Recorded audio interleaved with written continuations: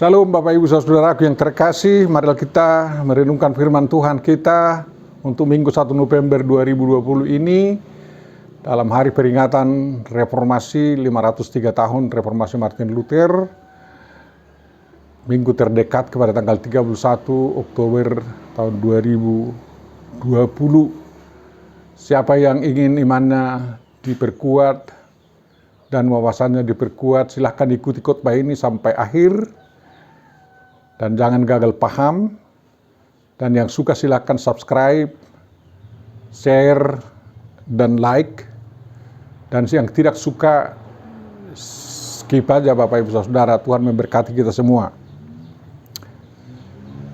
Damai sejahtera dari Tuhan Yehova Yesus Kristus, Roh Kudus, Tuhan kita yang Maha Esa itu, yakni damai yang melampaui segala macam damai yang dapat diberikan dunia ini, kiranya memenuhi hati, pikiran, dan kehidupan kita selamanya.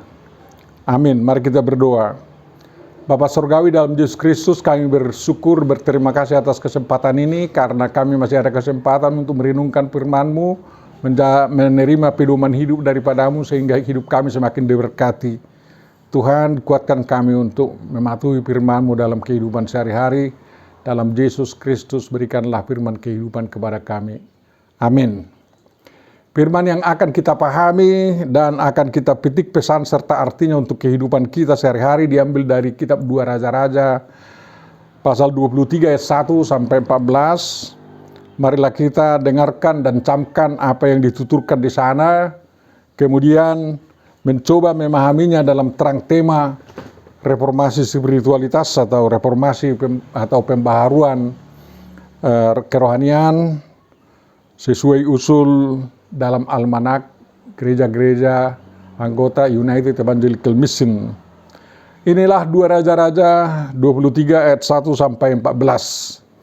Sesudah itu raja menyuruh orang mengumpulkan semua tua-tua Yehuda dan Yerusalem. Kemudian pergilah raja ke rumah Tuhan, dan bersama-sama dia semua orang Yehuda dan semua penduduk Yerusalem, para imam, para nabi, dan seluruh orang awam, dari yang kecil sampai yang besar. Dengan didengar mereka, ia membacakan segala perkataan dari kitab perjanjian yang ditemukan di rumah Tuhan itu.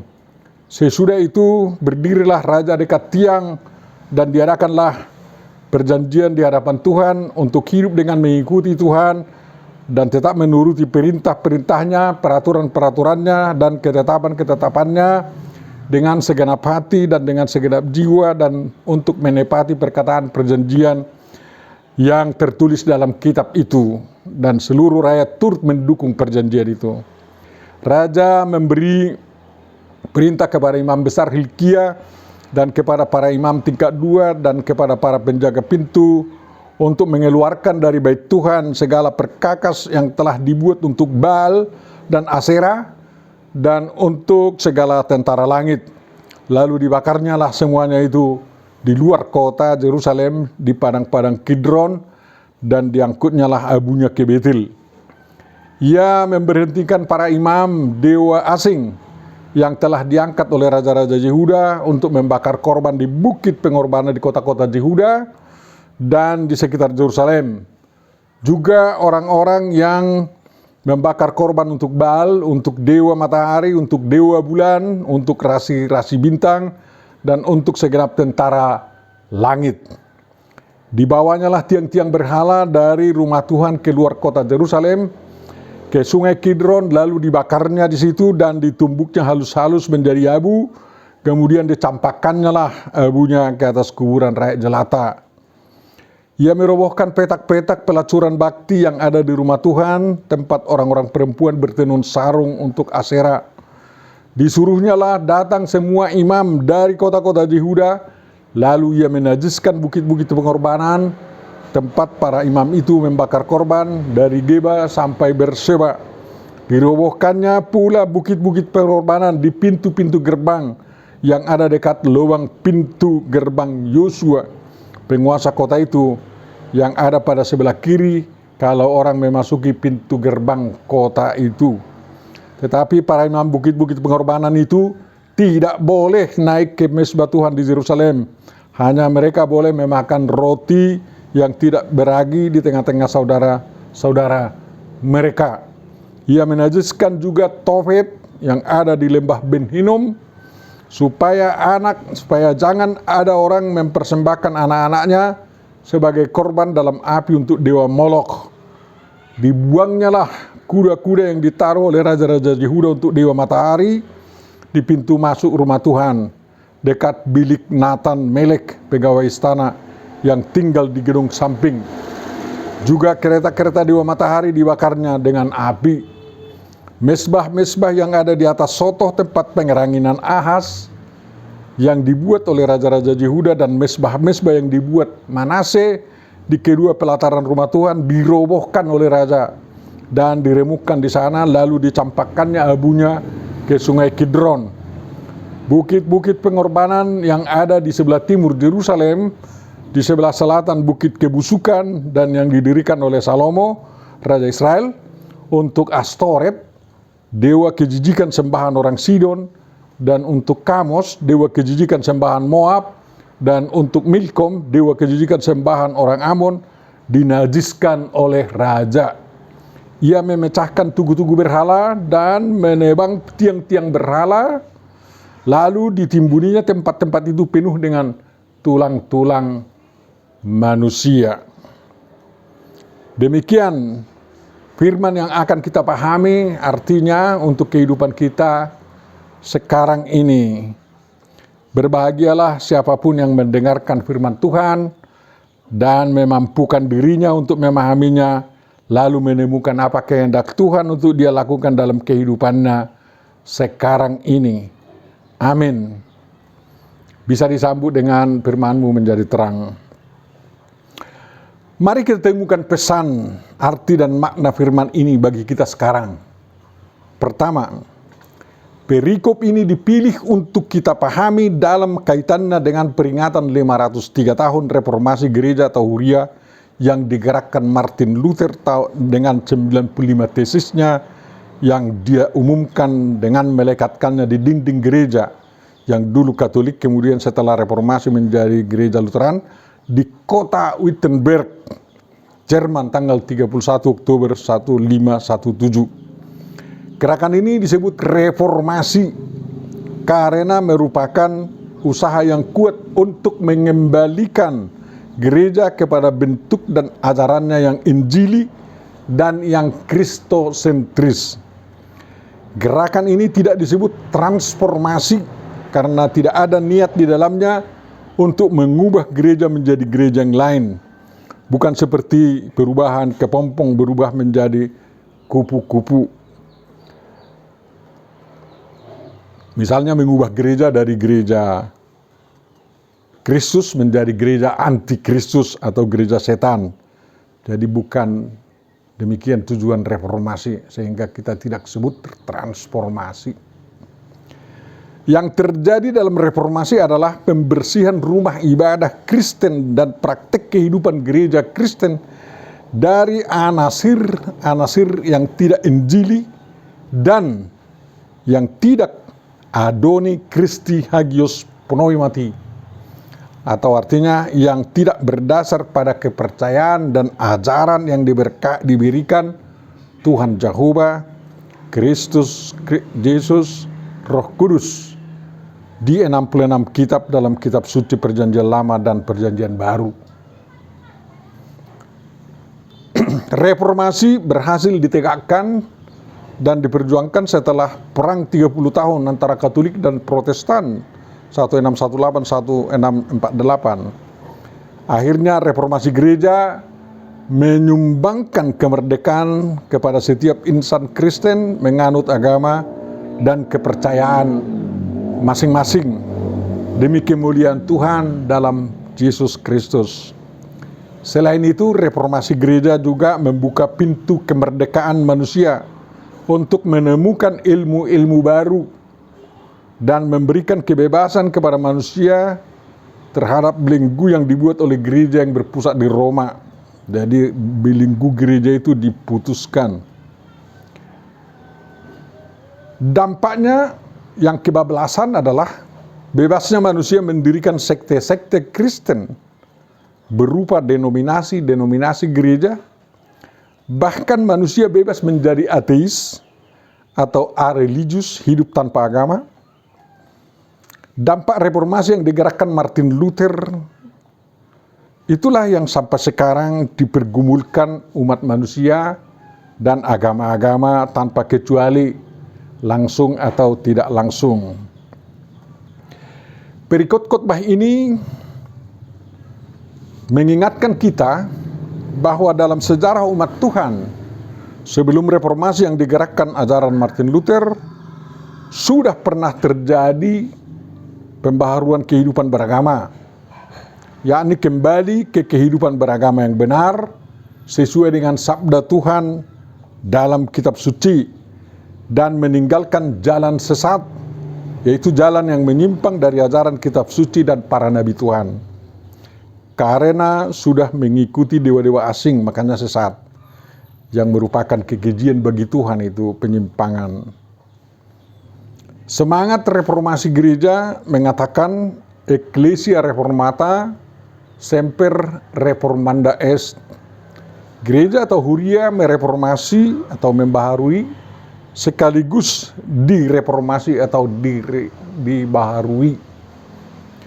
Huria harus selalu ikut aktif memperbaharui tatanan dan corak kehidupan beragama, bermasyarakat, berbangsa, bernegara, berbudaya, dan sekaligus memperbaharui atau membaharui dirinya sendiri agar selalu siap melakukan panca tugas mulianya dan menjadi berkat bagi umat, bangsa, negara, dan masyarakat.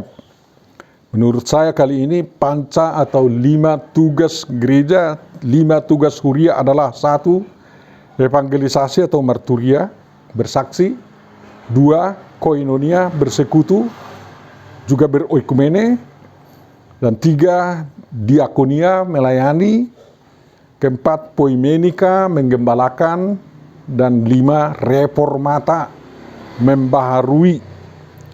Dalam semangat reformasi, huria gereja zaman now harus terus-menerus mengemban dan menunaikan 5 tugas utama tersebut secara bersama-sama maupun secara perdenominasi atau oleh pribadi lepas pribadi setiap umat Kristen. Setiap pengikut Yesus Kristus mereformasi spiritualitas masing-masing agar senantiasa mampu menjadi garam dan terang untuk orang lain dan sekitarnya. Poin yang kedua, Bapak Ibu Saudara, sejarah umat Tuhan di masa Perjanjian Lama dan dalam sejarah gereja dicatat telah berulang kali mengalami reformasi atau mengadakan reformasi dalam hal struktur organisasi, kehidupan huria, kehidupan beriman dan bersehari-hari. Dalam kitab Raja-Raja atau Tawarikh diberitahu bahwa dalam sejarah kerajaan dan keagamaan Yehuda telah diadakan reformasi Raja Hizkia, kemudian diadakan oleh Raja Yosia. Kemudian dalam sejarah huria atau gereja ada reformasi gereja yang digerakkan Martin Luther, dan bersamaan dengan itu reformasi gereja yang digerakkan Johannes Calvin.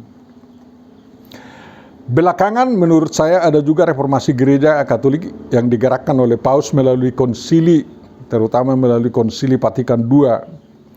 Sebenarnya jauh sebelumnya konsili Nisea 325 Masehi itu adalah semacam reformasi dalam gereja. Mengapa harus terjadi reformasi? Karena di setiap zaman itu ada kesadaran yang sangat kuat untuk mengembalikan tatanan dan budaya hidup keagamaan, keimanan umat Tuhan kepada ajaran-ajaran Tuhan dalam kitab suci. Kalau dalam tatanan keagamaan dan ajaran dalam kerajaan Tuhan seperti di kerajaan Yehuda waktu itu ataupun di gereja Kristen di zaman Luther atau di abad 20 dinilai sedang menyimpang dari tatanan keagamaan dan ajaran Tuhan yang terkandung dalam kitab suci atau sudah tidak alkitabiah, maka terjadilah reformasi sangat baik reformasi dilakukan pimpinan-pimpinan organisasi gereja. Kalau reformasi terjadi dari bawah seperti zaman Luther, maka terjadi perpecahan. Penyimpangan itu bisa terjadi karena pengaruh luar, seperti terjadi di masa Raja Ahaz, raja kerajaan Juda memerintah. Karena dia dikalahkan oleh kerajaan Asyur, maka demi menunjukkan kepatuhannya kepada penjajah, Raja Ahaz memasukkan kepercayaan bangsa Asyur ke dalam agama umat Israel, kepada agama umat Yehuda, dan menerapkannya dalam penyembahan di Bait Tuhan Jehovah di Yerusalem. Setelah Ahaz digantikan anaknya Hizkia, raja baru ini mengadakan reformasi keagamaan umat Yehuda. Penyembahan patung ular atau Nehustan yang ditinggikan Musa di padang gurun dan dipatungkan di Bait Suci pun dilarang oleh Raja Hizkia karena sudah mengandung kekafiran atau penduaan Tuhan.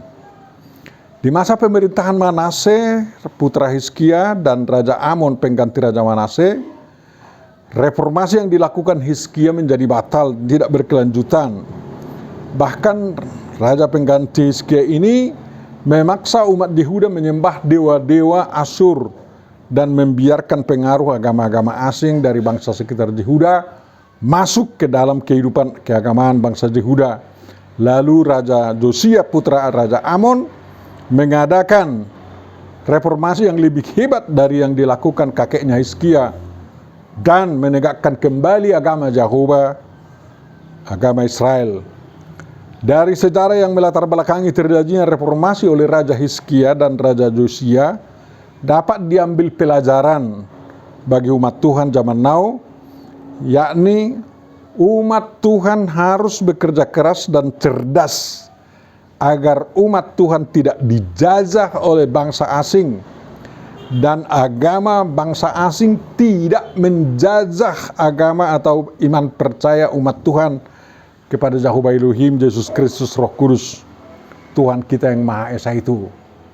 Jadi usahakan agar bangsamu tidak dijajah bangsa asing dan agamamu tidak dijajah oleh agama asing.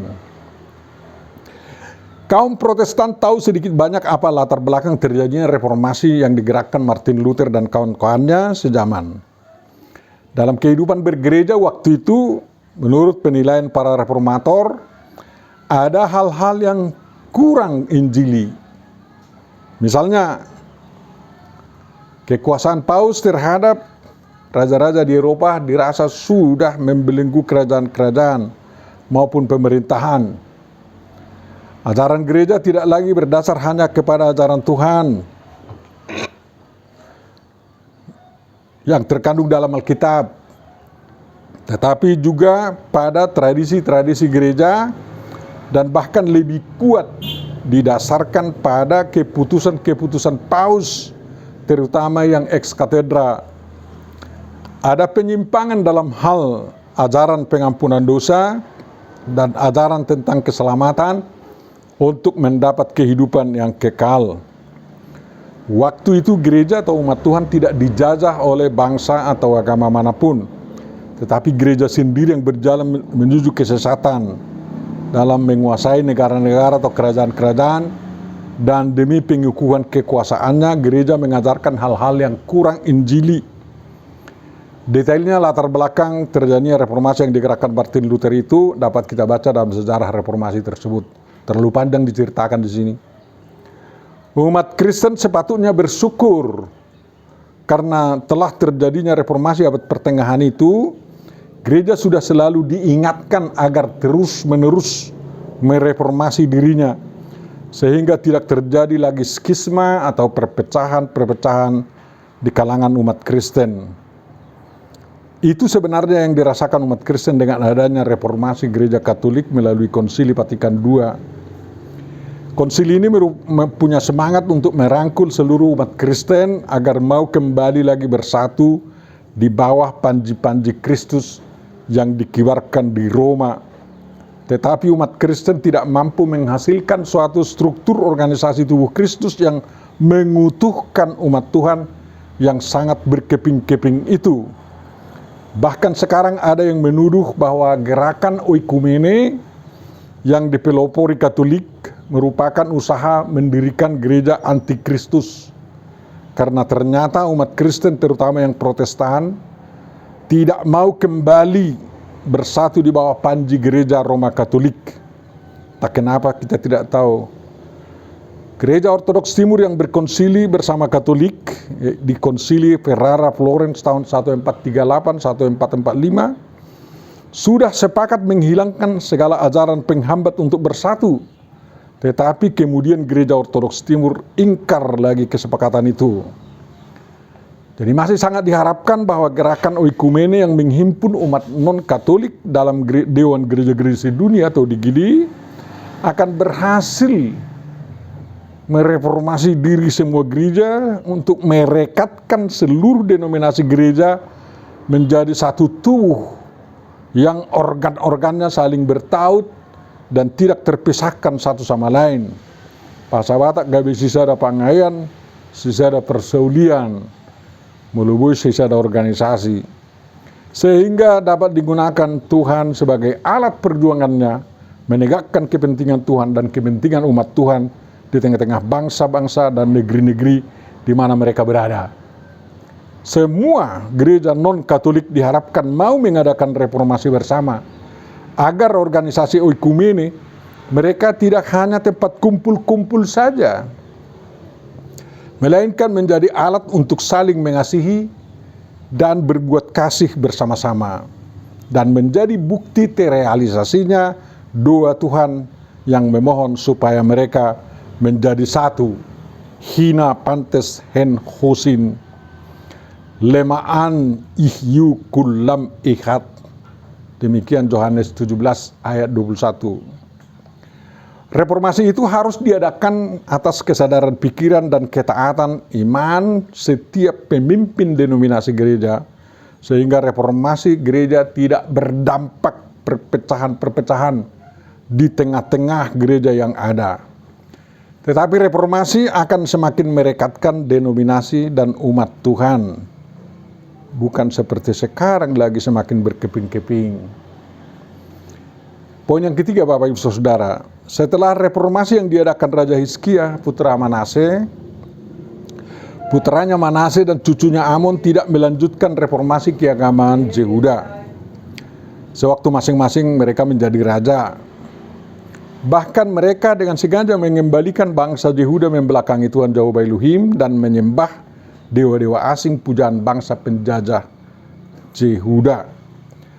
Praktek politeisme di Bait Suci Yerusalem dipaksakan oleh Raja Amon untuk dilakukan bangsa Yehuda. Lalu rakyat dan pejabat setia kepada Tuhan memberontak dan membunuh Raja Amon di istananya di Yerusalem. Putra Amon bernama Josia yang masih berumur 8 tahun dinobatkan menjadi raja, dan yang paling penting harus dicatat, Josia didampingi oleh orang-orang yang rindu penegakan kembali agama Yahudi atau agama Jehovah, dan bangsa Yehuda kembali kepada iman percaya mereka yang bersyahadat Shema Israel, Jehovah Eloheinu, Jehovah Ehad. Bersama dengan tukang-tukang yang merawat bait suci, para nabi dan imam dari pihak ini mulai membersih-bersihkan bait suci. Waktu itulah Imam Besar Hilkia menemukan gulungan kitab suci yang disembunyikan di salah satu tempat di bait suci dan membacanya.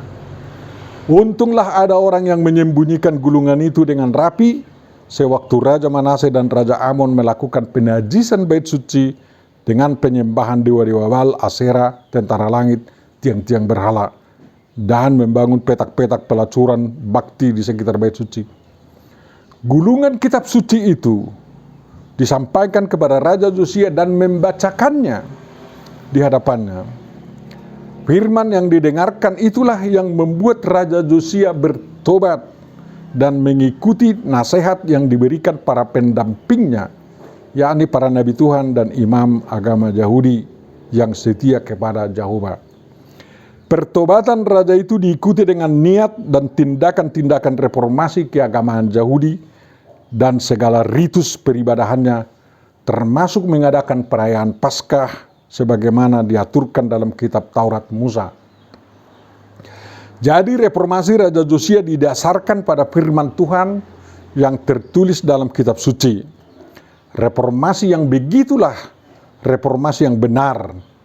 Banyak teolog berpendapat bahwa gulungan kitab yang ditemukan itu adalah gulungan kitab Ulangan atau Deuteronomium, yang isinya sangat tegas berbicara tentang pengakuan iman umat Israel, Jehovah Tuhan kita itu Jehovah yang Esa, dan melarang penyembahan-penyembahan dewa-dewa asing maupun sinkretisme.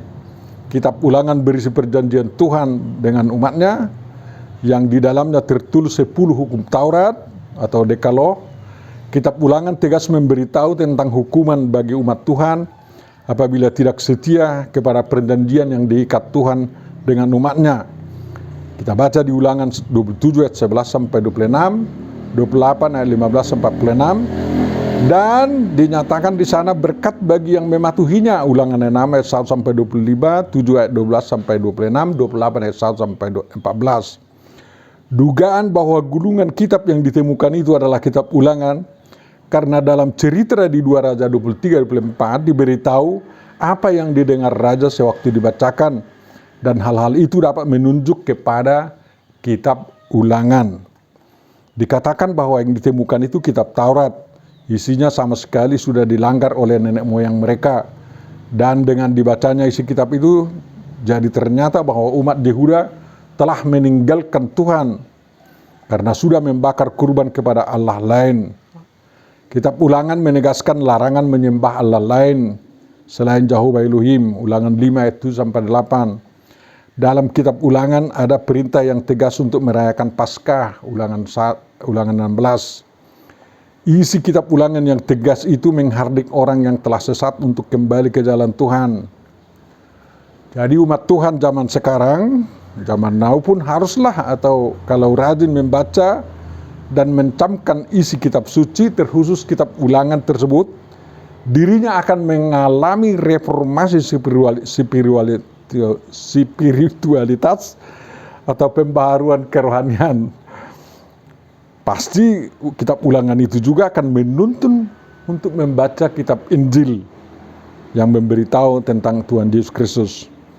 Umat Tuhan pasti akan menjauhkan dirinya dari segala macam berhala, baik berhala kuno maupun berhala modern, dan menjauhkan diri dari pendewaan diri sendiri, pendewaan teologi sendiri, pendewaan gereja sendiri, dan hal-hal lainnya.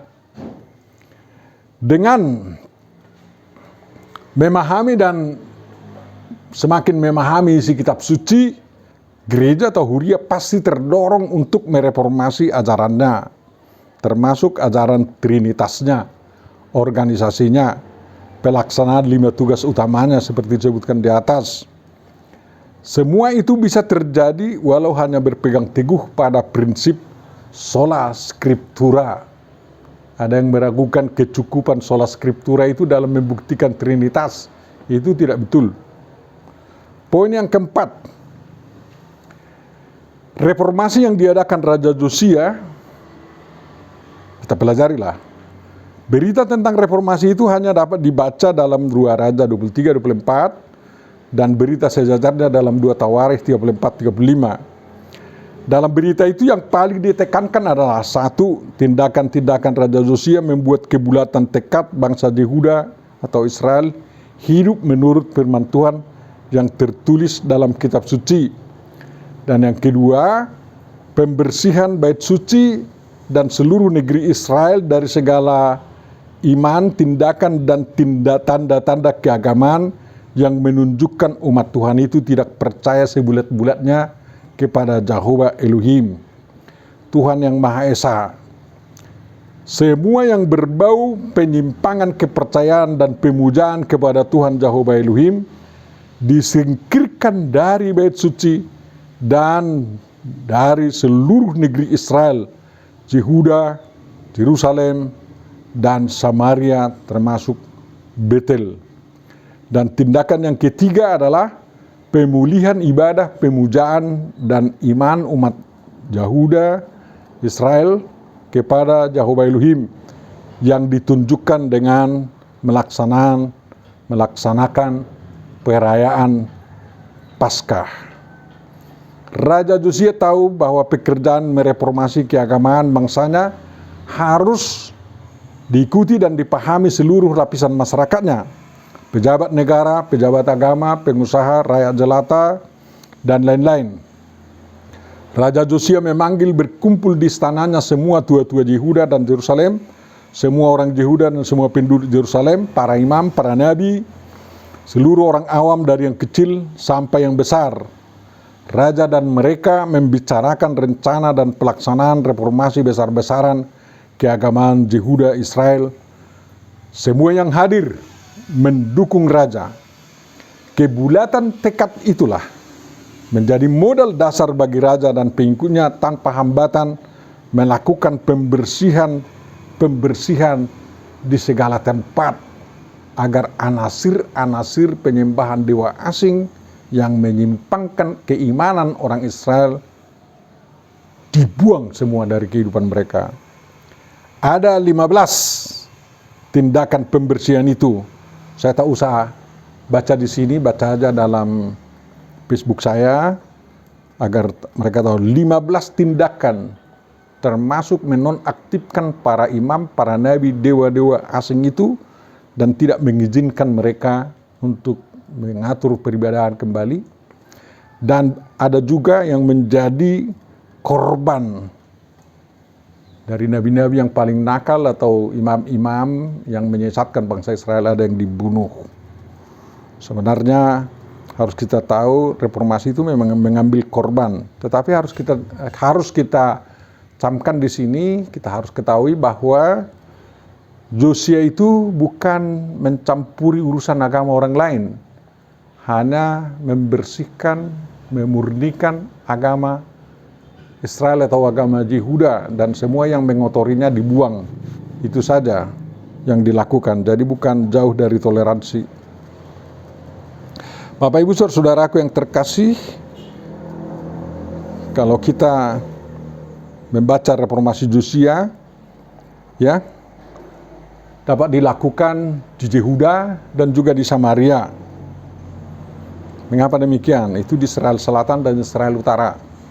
Mengapa bisa demikian? Karena waktu itu Raja Sargon II dari Asyur yang menjajah bangsa Yehuda dan sangat menekannya, telah meninggal dunia, dan penggantinya repot menghadapi kebangkitan kerajaan Babel yang berambisi menghabisi kerajaan Asyur. Raja Asyur rupanya tidak menilai reformasi Josia sebagai pemberontakan sehingga hal itu dibiarkan terjadi. Jadi dalam hal mengadakan reformasi hidup beragama, umat Tuhan juga harus memperhatikan momen yang tepat yang memungkinkan reformasi itu bisa dilakukan. Jadi jangan asal-asalan. Ada pra-reformasi sebelum Martin Luther itu layu sebelum berkembang karena tidak pada momennya.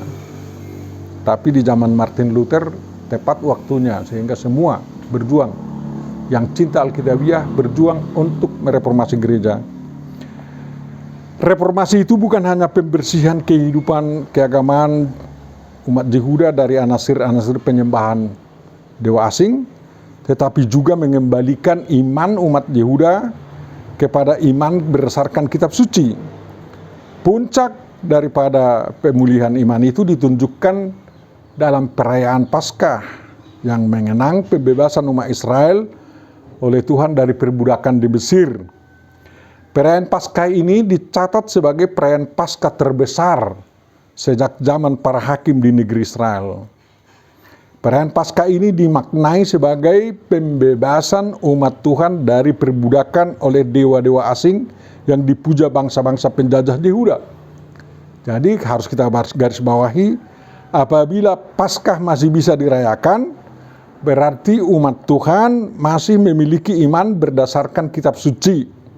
Dan hal itu berlaku juga hingga kepada umat Tuhan dalam perjanjian baru. Bagi umat Kristen yang merayakan Paskah pasti adalah umat yang benar, umat yang telah mereformasi diri. Ingat itu. Jadi perayaan Paskah itu harus luar biasa kita rayakan sebagai tanda bahwa hidup kita telah direformasi oleh Tuhan Yesus, dan juga kita mau bereformasi diri sesuai ajaran Tuhan Yesus. Pertobatan bangsa Yehuda yang dibuktikan dengan reformasi Josia tidak membatalkan murka Tuhan menghukum bangsa Yehuda oleh karena dosa Manase yang menyesatkan umat Tuhan atau Yehuda. Tahun 597 dan 586 sebelum Kristus, hukuman Tuhan itu dibiarkan oleh Tuhan terjadi kepada umat Yehuda karena mereka diserbu tentara Nebukadnezar dan penduduknya termasuk rajanya Joyakim dibuang ke Babel. Kemudian terjadi juga pembumi hangusan Yerusalem tahun 586 sebelum Kristus sewaktu Raja Zedekia memerintah, dan Yehuda dihapus sebagai kerajaan. Maka lenyapnya kerajaan Israel Utara dan kerajaan Israel Selatan. Tetapi Bapak Ibu Saudara, reformasi Josia itu menjadi tonggak sejarah bagi bangsa Yehuda atau Israel, sehingga iman mereka kepada Jehovah Elohim bisa tegak, dan mereka memelihara iman kepercayaan mereka itu selama 70 tahun pembuangan mereka di Babel. Hidup reformasi Josia itu bertahan hingga tahun 609 sebelum Kristus, tahun matinya Josia, yakni karena dia dibunuh oleh tentara Neko di Megido untuk menghalangi tentara Mesir menolong Asyur yang sedang berhadapan dengan Nebukadnezar. Tapi dengan kematian Josia, Yehuda dijajah oleh Mesir dan mengangkat Joahas bin Josia menjadi raja. Kemudian Firaun Mesir mengganti Joahas bin Josia dengan saudara Joahas bernama Eliakim yang berganti nama menjadi Joyakim. Raja Joyakim memerintah 11 tahun tapi di bawah tekanan Nebukadnezar dan tidak melanjutkan reformasi Josia. Hanya reformasi itu terjadi dalam hati umat Israel. Dia diganti oleh Joyakin bin Joyakim menjadi raja. Lalu Nebukadnezar menyerbu Yehuda dan mengusir Mesir dari Yehuda, membuang penduduk Yehuda termasuk Raja Joyakin ke Babel tahun 597. Penggantinya yang diangkat oleh Nebukadnezar menjadi raja, matanya paman Joyakin yang kemudian berganti nama menjadi Sedekia. Karena dia memberontak kepada Babel, Yerusalem diserbu lagi tahun 586 sebelum Kristus, dan Raja Sedekia dibutakan, ditawan bersamanya penduduk Yehuda, dan semua total dibuang ke Babel. Dengan demikian kerajaan Yehuda berakhir. Tetapi dampak reformasi Josia tidak berakhir. Reformasi Josia mempengaruhi kehidupan umat Yahudi di Babel hingga mereka kembali dari pembuangan di zaman Esra, Zerubabel bin Sealtiel, Imam Yesua bin Josadak. Kalau reformasi Josia tidak terjadi, ada kemungkinan bahwa bukan hanya kerajaan Israel atau kerajaan Yehuda yang lenyap, tetapi juga keagamaan Israel turut lenyap. Sejarah itu menunjukkan betapa pentingnya ada yang terus memelihara kitab suci, menghayati isinya, dan mengadakan pembaharuan iman dan keagamaan berdasarkan kitab suci tersebut dalam keadaan yang bagaimanapun. 2000 tahun bangsa Israel diserahkan di seluruh dunia sejak mereka menolak Yesus Kristus, tetapi karena mereka kembali kepada kitab suci, mereka negara Israel modern sekarang dapat berdiri pada tahun 1948 dan keimanan Israel kembali lagi ditegakkan. Mudah-mudahan mereka akan menjadi berkat seperti dikatakan Tuhan kepada Abraham dalam Kejadian 12 ayat 1-4. Hal yang kelima, poin yang kelima Bapak Ibu Saudara, dari firman yang kita dengar dari perikop khotbah ini, dapat kita ketahui bahwa firman Tuhan yang kita baca dari Alkitab, dari kitab suci akan mendorong setiap orang Kristen melakukan reformasi spiritualitas atau pembaharuan rohani dalam diri masing-masing. Dalam bahasa perjanjian baru itu dikatakan mengalami hidup baru dalam Kristus.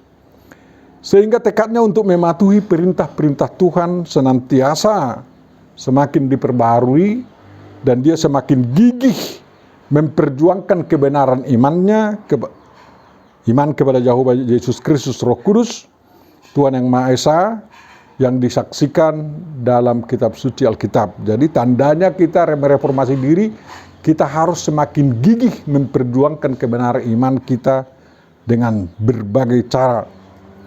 Pembaruan iman itu akan berdampak kepada kesalehan pribadi yang memancarkan dan mempraktekkan hidup kasih kepada Tuhan, kepada sesama, dan kepada diri sendiri.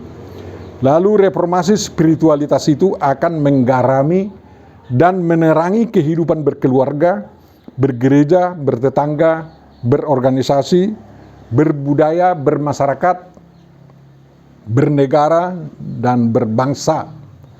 Semangat Ecclesia Reformata et Reformanda Est itu bisa terus-menerus terjadi kalau anggota-anggota gereja mengalami hidup baru dalam Kristus Yesus.